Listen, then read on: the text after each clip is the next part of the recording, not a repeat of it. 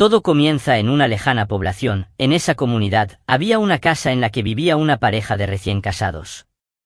Julia era muy feliz cuando supo que estaba embarazada. Eso complementaba la dicha de su matrimonio, porque no hay dicha más grande para una mujer que tener en brazos a un pequeño nacido de su propia sangre.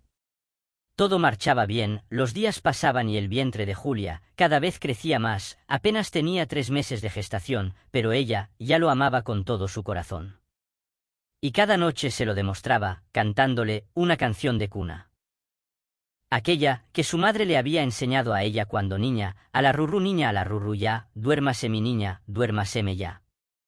Cada vez que lo hacía, tocaba su vientre para transmitirle su amor, y la pequeña criatura, a pesar de tener solo 3 meses en el vientre, se movía al sentir esa mano que con tanto amor la acariciaba. Su esposo Jacinto andaba de pueblo en pueblo por las ferias, tenía criadero de gallos y se los vendía a los galleros. En ocasiones también peleaba en palenques, de ellos vivía y hasta eso no le iba tan mal. En las peleas se apostaba mucho dinero y con una pelea ganada era suficiente. Además, sus gallos eran finos y se los pagaban a muy buen precio.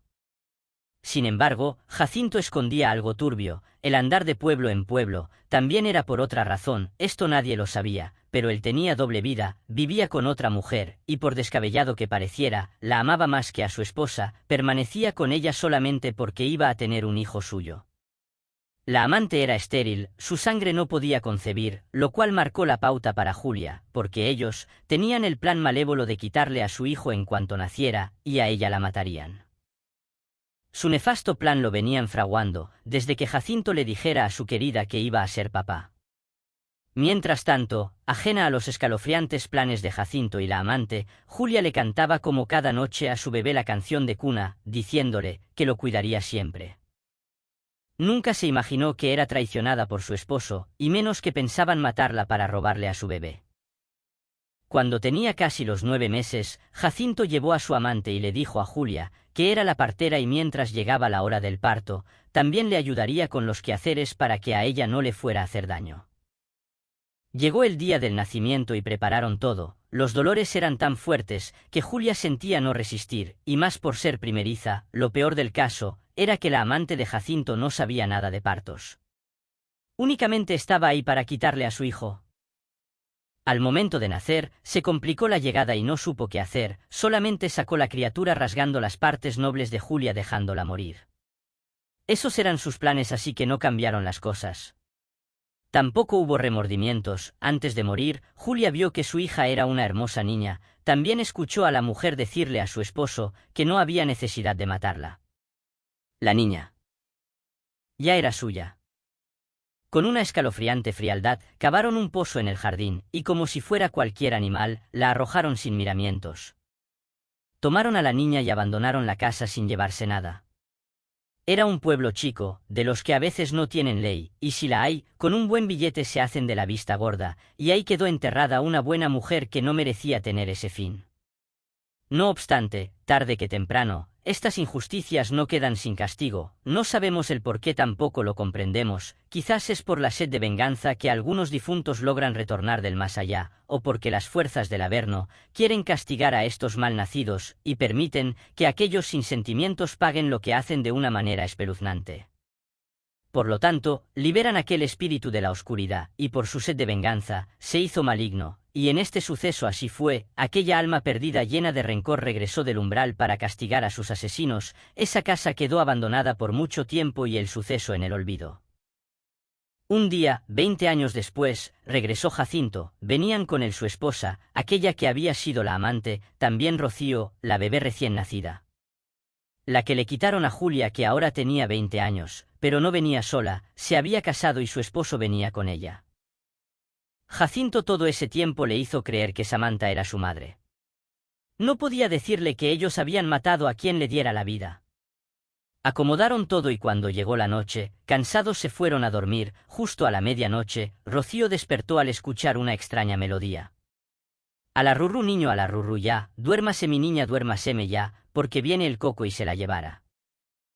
Era raro, pero le pareció haberla escuchado en otro lugar, solo que cantada de otra manera. Luego sintió que una fría mano acariciaba su vientre.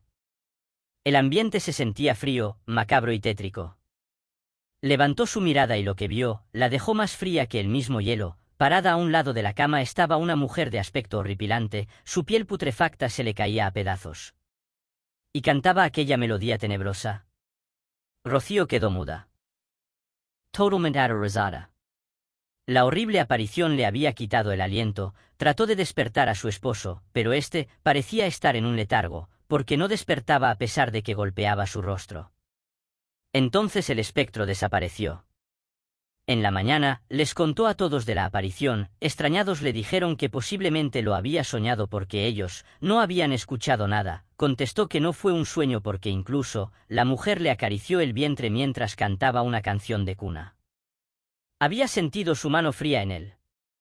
Jacinto y Samantha se voltearon a ver asustados, imaginaban de quién se trataba, pero no podía ser posible, ella estaba muerta. A solas en su habitación, Samantha le decía que tenían que irse cuanto antes. Lo que había visto Rocío no fue alucinación, era un aviso para que se fueran. Él le contestó que no exagerara. ¿Cómo podía creer en esas cosas en pleno siglo XX?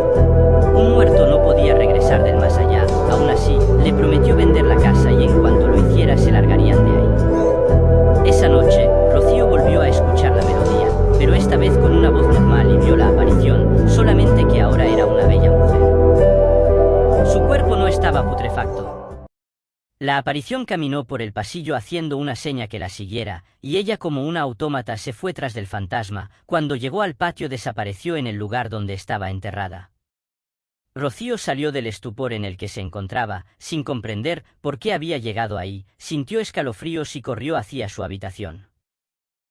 Esta vez no les dijo nada, sabía que no le iban a creer, pero era evidente que en esa casa había sucedido algo horrible, por eso se le aparecía la mujer. Después, tendría otra prueba más de ello porque en la tarde tuvo un desmayo, estaba embarazada y recordó que la aparición había acariciado su vientre, lo que significaba que aquel espectro supo primero que estaba encinta. Un frío le cimbró el cuerpo al pensar que quizás su bebé estaba en peligro. Asustada se lo comentó a su esposo, pero ya era tarde. Y a esa hora no podían irse. Por otro lado, Jacinto había encontrado un cliente para la casa y por la mañana irían a verla. Entonces podrían irse de esa casa maldita. No pensaron que esa podría ser la última noche de su vida. Porque alguien venido de ultratumba los estaba esperando desde hacía 20 años. Había llegado la hora de cobrar venganza.